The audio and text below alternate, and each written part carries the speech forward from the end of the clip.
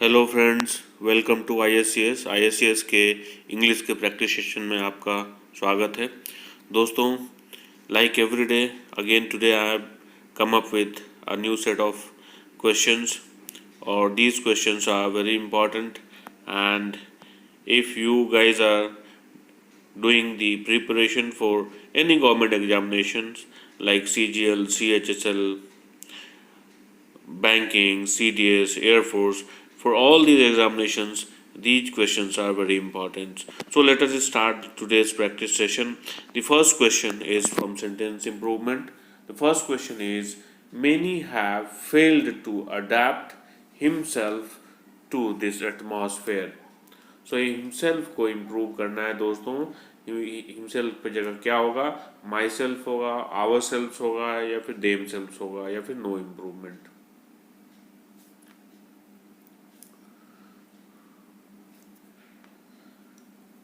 दोस्तों, hope you have identified the problem and आपको answer मिल गया होगा। चलिए मैं देखता हूँ इसमें प्रॉब्लम कहाँ है। Many have failed to adapt himself.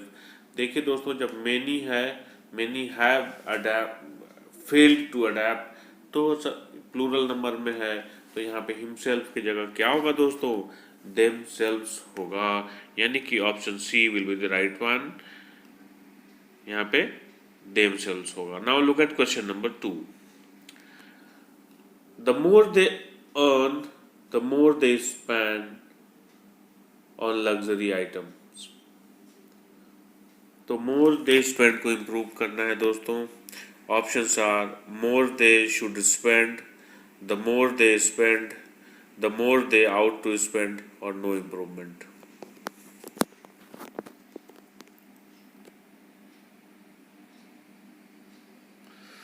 तो दोस्तों, जब दो एक्शंस पैरेलली प्रोग्रेस कर रहे हों और कंपैरेटिव डिग्री का इस्तेमाल किया गया हो, तो दोनों ही कंपैरेटिव डिग्री के एडजेक्टिव से पहले दी का इस्तेमाल किया जाता है। जैसे कहा गया, the more they earn the more they spend. जितना ही ज़्यादा वो कमाते हैं उतना ही ज़्यादा खर्चा करते हैं उन लग्जरी आइटम्स।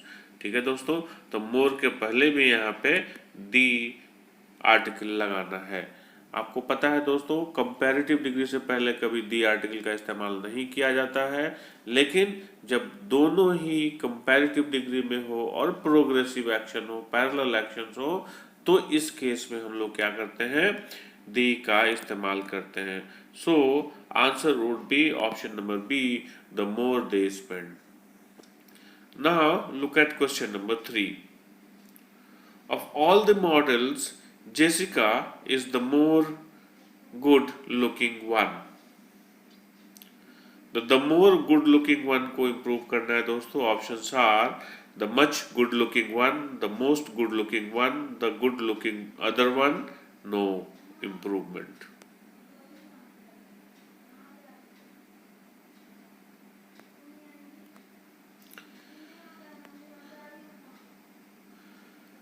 तो दोस्तों, of all the models Jessica is the more good looking one, यानी कि सारे मॉडलों में जेसिका ज़्यादा खूबसूरत है। तो दोस्तों, इसका मतलब है कि दो से ज़्यादा, ऑफ ऑल द मॉडल्स की बात हो रही है, दो से ज़्यादा।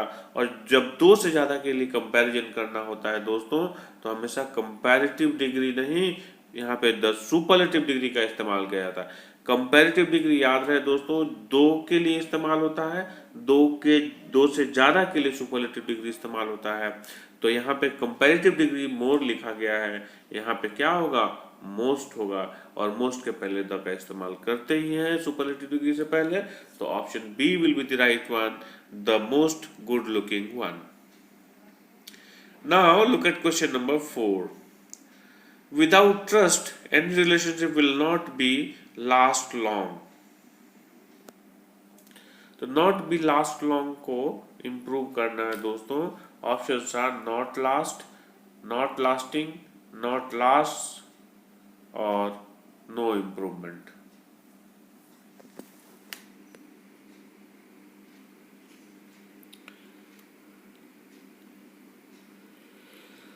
तो दोस्तों देखते हैं इसमें कैसे इंप्रूव कर सकते हैं। Without trust any relationship will not last, B यहाँ पे लगाने की कोई आवश्यकता ही नहीं है, क्योंकि last itself is a verb, जो फर्स्ट V1 होगा यहाँ पे लगेगा, तो बी हटाना होगा यहाँ पे, ये पैसिव वॉइस में बना नहीं सकते हैं।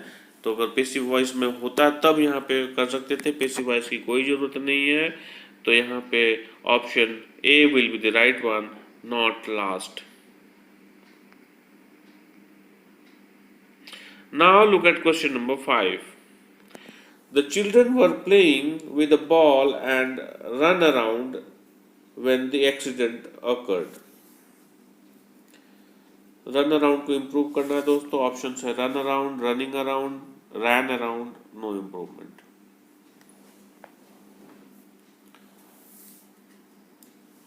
दोस्तों चलिए देखते हैं इसमें इम्प्रूवमेंट का क्या गुंजाइश है दोस्तों।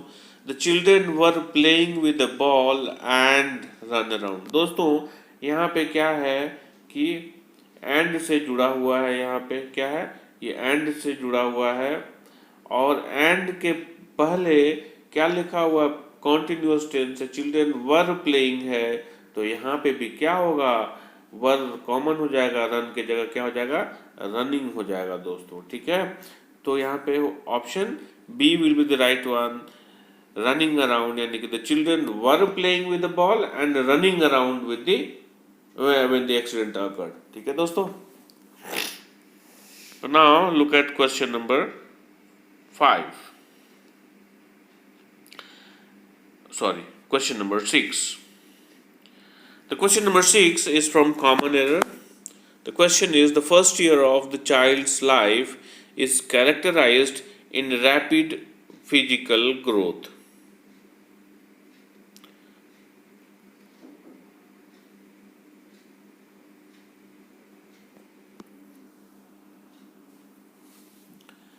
तो दोस्तों चलिए देखते हैं इसमें एरर कहाँ है। The first year of the child's life is characterized by rapid physical growth. ये क्या है, यहाँ पे पैसिव वॉइस में है, तो यहाँ पे इन नहीं लगेगा दोस्तों, क्या होगा, बाय लगेगा, characterized by rapid physical growth. So answer would be option number C, where characterized in will be replaced with characterized by. Now look at question number 7 from common error. The reports were prompted the chairman of the organizing committee to address a hurried press conference where he reprimanded the media for conducting a prejudiced campaign.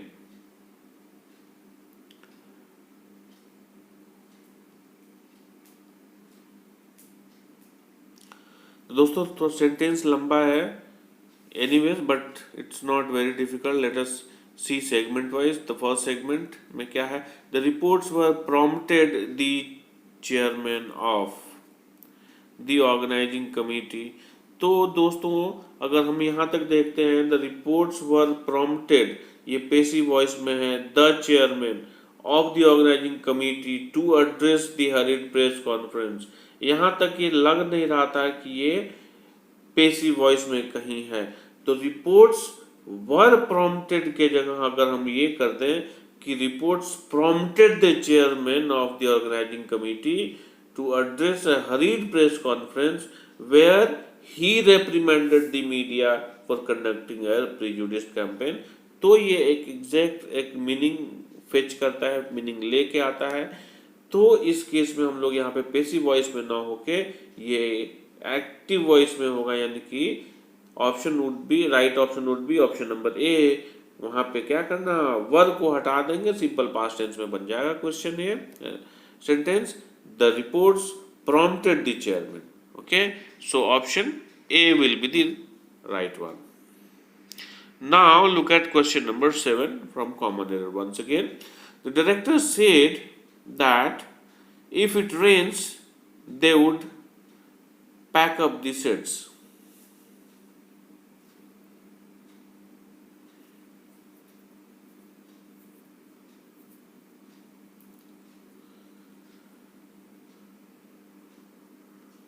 तो दोस्तों चलिए हम देखते हैं इसमें error कहाँ है। The director said that if it rains they would pack up the sets.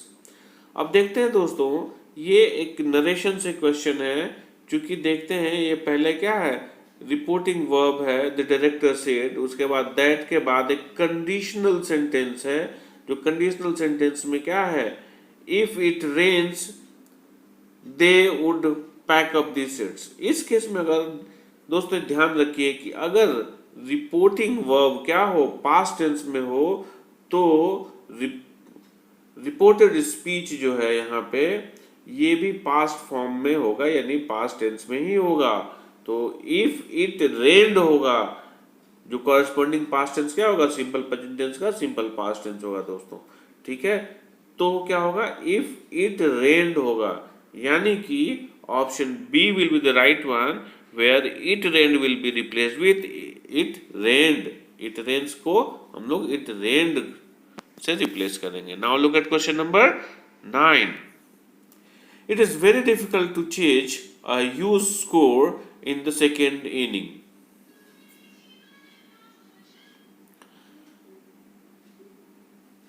तो दोस्तों चलिए देखते हैं इसमें एरर कहाँ पे है। It is very difficult to change a huge score in the second inning. दोस्तों आपको पता होगा कि इनिंग कभी सिंगुलर में इस्तेमाल नहीं किया जाता है। इनिंग जो होता है हमेशा प्लूरल फॉर्म में इस्तेमाल किया जाता है। तो ये यहाँ पे क्या होगा, इनिंग के बदले इनिंग्स होगा। It is very difficult to chase a huge score in the second innings, inning नहीं होगा, ठीक है दोस्तों। तो option C will be the right one. Now look at question number 10 from common error. When he asked why the machines were idle, we told him that it was broken.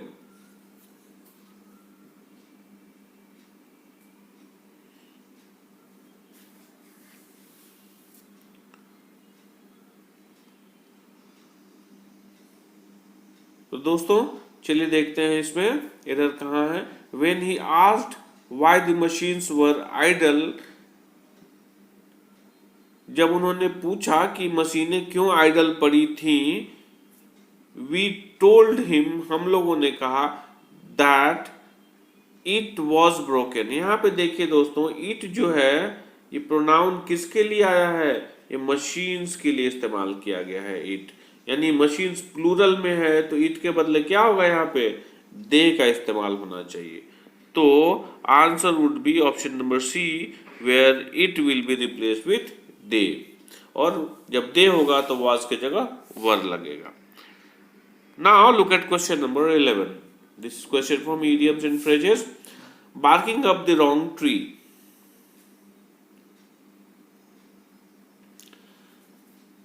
दोस्तों again today I will tell you, if you guys are not able to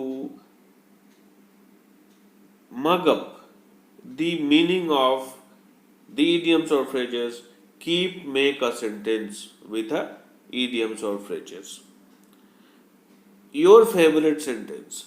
And if you are not able to do it, and if you are not confident whether you have made it correctly, then please write it and put it in the comment box. If it has any issue, I will revert to you. Okay friends, चलिए हम लोग देखते हैं barking up the wrong tree का मतलब क्या होता है दोस्तों। तो barking up the wrong tree का मतलब होता है misdirecting one's effort. Option C will be the right one, ठीक है। Now look at question number 12। Go to the dogs. To fight, to be ruined, to be united, to be rough.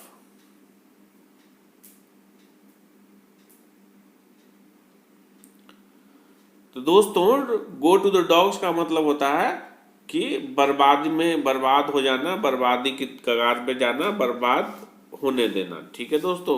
Late him go to the dogs, उसे बर्बाद होने दो, जैसे, ठीक है दोस्तों। तो इस केस में हम लोग क्या करते हैं, आप भी एक, जैसे मैंने बोला let him go to the dogs, तो उसी तरीके से आप एक सेंटेंस बनाइए और कमेंट बॉक्स में लिखिए। अगर ये वो ग्रामेटिकली करेक्ट होगा, I will put a correct marks, अगर कोई प्रॉब्लम होगा तो I will improve and give it to you.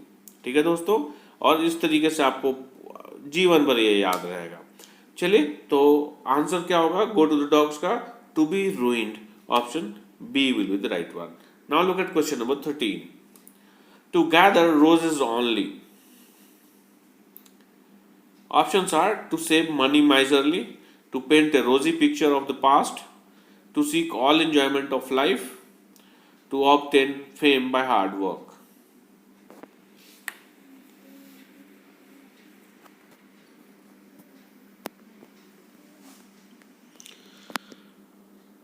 तो दोस्तों, टू गैदर रोजेस ओनली का मतलब होता है सिर्फ अच्छे एंजॉयमेंट की बातें सोचना, एंजॉयमेंट ही सीख करना। मतलब कि चलिए मुझे मेरी जिंदगी में सिर्फ खुशियां ही खुशियां हो, ऐसी सोच रखना, ऐसा ही ढूंढना कि चलिए मेरी जिंदगी में हमेशा खुशियां ही खुशियां हो। तो इसे कहते हैं टुगेदर रोजेस ओनली, सिर्फ फूल रोजेस को ही इकट्ठा करना। दोस्तों, जिंदगी में ऐसा होता नहीं है। When you want a rose you need to have a thorn as well. ठीक है, फूल के साथ कांटे भी मिलते हैं। Now look at, sorry, the answer would be option number C, to seek all enjoyment of life. Now look at question number 14. Fair and square. Options are active, honest, businesslike or authoritative.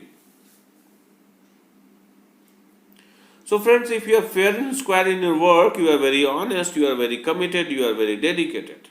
When you are fair and square, you are honest to your work. Okay? So option B will be the right one, honest. Now look at question number 15. In a tight corner. Options are in a closed room, in a small field, in a difficult situation, in a meadow.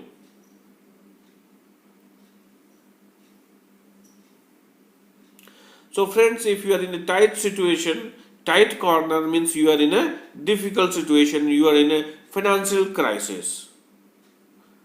So you can make a sentence, you can make your favorite sentence and put it in the comment box. दोस्तों, आपको हमेशा के लिए याद हो जाएगा ये idiom. जिससे मैंने कहा, सपोज एक सेंटेंस में बना देता हूं कि when farmers lost their crops, they were put in the tight corners. मतलब क्या हुआ कि जब उनके सारे फसल बर्बाद हो गए तो उन्हें क्या हो, वो क्या हो गया, जो बर्बाद होने के कारण उन्हें फाइनेंशियल क्राइसिस हो गया या डिफिकल्ट सिचुएशन में पड़ गया। तो option C will be the right one. Now look at question number 16. A sly look that is lustful.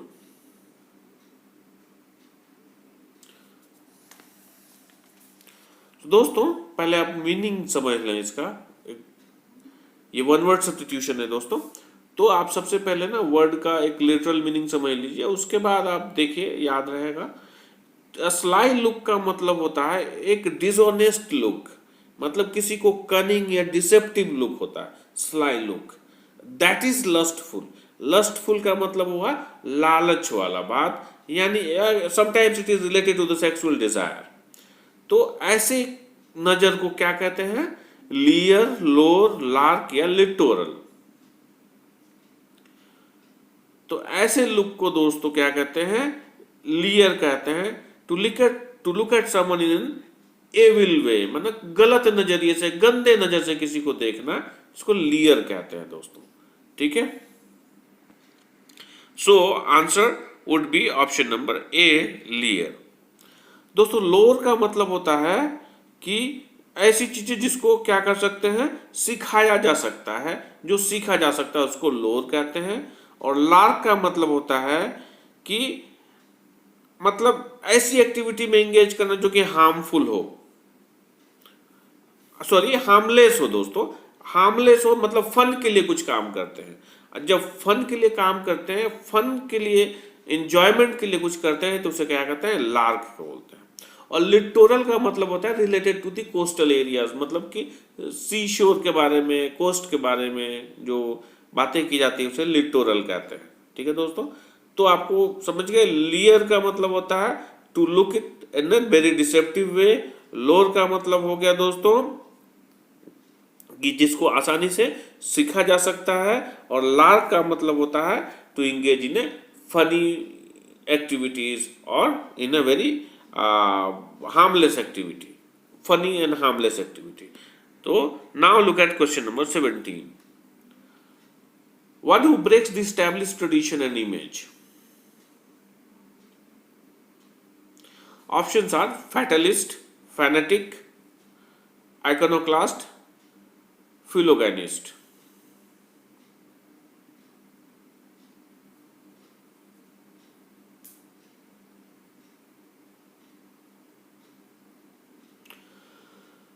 So दोस्तों, ऐसा व्यक्ति जो कि क्या है, एक स्टेब्लिश ट्रेडिशन को नहीं मानता हो, यानी कि बागी होता हो, बातें नहीं मानता हो, सामाजिक रीति रिवाजों को नहीं मानता हो, सामाजिक व्यवस्था पर बिलीव नहीं करता हो, इसे क्या कहते हैं दोस्तों? इसे कहते हैं आइकोनोक्लास्ट, यानी कि option number C will be the right answer. Iconoclast, या उसे मैवरिक भी बोलते हैं, बोहेमियन भी बोलते हैं, नॉन कन्फर्मिस्ट भी बोल सकते हैं उसे, ठीक है दोस्तों। तो ये सारे वर्ड्स हो गए, आइकोनोक्लास्ट, मैवरिक, और क्या बोला मैंने, नॉन कन्फर्मिस्ट, बोहेमियन। तो दोस्तों फैटलिस्ट मतलब क्या होता है दोस्तों? फैटलिस्ट मतलब जो फेट पर भरोसा करता है, यानी कि जो भाग्यवादी होता है, भाग्य पर भरोसा करता है, उसे कहता है फैटलिस्ट। और फेनेटिक होते हैं वैसे लोग जो एक्सट्रीमिस्ट हो, रेडिकल्स हो, जो मतलब एक्सट्रीम में चले जाते हैं, ठीक है दोस्तों। तो उसे क्या कहेंगे हम लोग? फेनेटिक कहते हैं। और फिलोगैनिस्ट करके ऐसा एज सच कोई वर्ड नहीं होता है, अगर आप अलग अलग से करें तो फिलो मतलब फिलो और गैनिस्ट करके बना सकते हैं, but you will hardly find such words existing in the grammar or in the dictionary. Now look at question number 18. Counterfeit. दोस्तों ये सिनोनिम से है, मतलब सिमिलर मीनिंग वर्ड। इसके ऑप्शंस हैं कांस्टेंट, अननोन, बायस्ड या फेक। तो दोस्तों ये काउंटरफिट वर्ड जो है ये कभी कभी स्पेलिंग मिस्टेक में भी आता है दोस्तों, तो याद रखें, इसका स्पेलिंग भी हमेशा ध्यान में रखेंगे। काउंटरफिट, इसका मतलब होता है स्पूरियस, नकली, ठीक है, नॉट ओरिजिनल, ठीक है। तो इसमें ऑप्शन में है डी फेक, फेक का मतलब होता है नकली, so answer would be option number D, fake. आप constant, unknown, biased, you know the meanings of these words very well. Now look at question number 19. Reverie. Options are determination, daydream, reality या realization.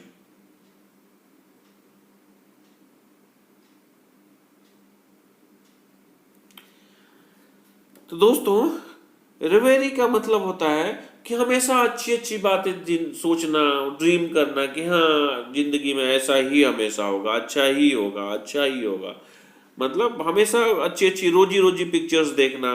तो इसे क्या कहते हैं? Day dream कहते हैं। ऐसे व्यक्ति को डे ड्रीमर भी कहते हैं। हिंदी में उसे दिवा स्वप्न देखना होता है, जिसे हम क्या कहते हैं? Option number B will be the right one, daydream, reverie. Determination, reality and realization, these are very common words. Now look at question number 20. Querulous. Options are critical, curious, complaining, ambiguous.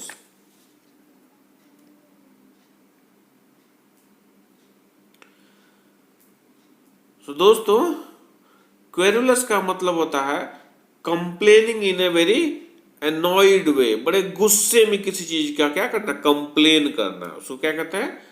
क्वेरुलस कहते हैं, ठीक है।